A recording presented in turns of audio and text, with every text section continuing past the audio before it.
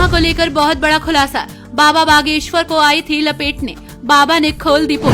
पाकिस्तान की हरकत बेहद नापाक, खुल गए सारे राज, कैसे कर दी इतनी बड़ी हिमाकत। सीमा हैदर अली ने कर दी सारी सीमा पार, बाबा के दरबार से सीधे पहुंची हवालात, अब चलाएगी चक्कर। सीमा हैदर के मुंह खोलने के बाद अब रोने लगा पाकिस्तान, मोदी ने पाक के लिए भेज दिया स्पेशल विमान, मोदी करेंगे पाकिस्तान का ऑपरेशन, अजीत डोभाल और योगी को सौंपी अक्ल ठिकाने लगाने की कमान। सीमा के दिल में सचिन है या साजिश, सीमा की सच्ची मोहब्बत है या फिर बड़े खतरे की घंटी।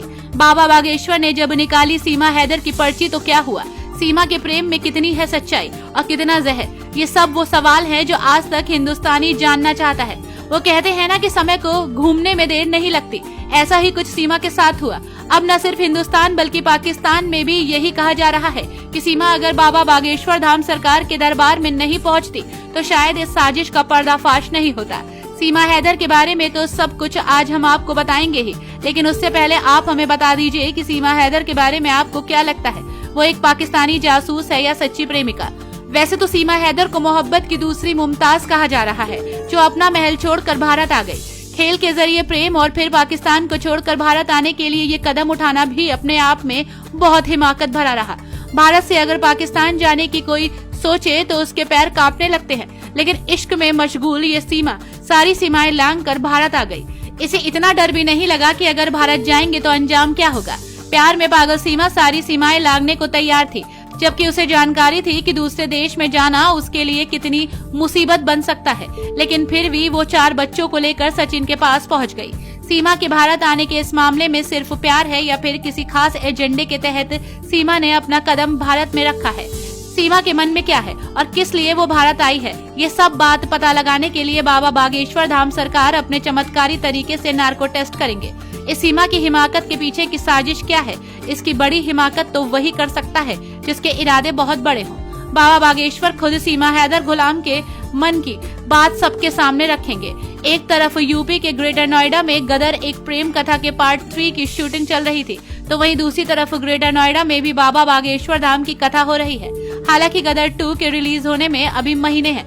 दरअसल माजरा ऐसा है कि पाकिस्तानी महिला सीमा को लेकर अभी भी कई सवाल ऐसे हैं जिनका जवाब नहीं मिल पा रहा है।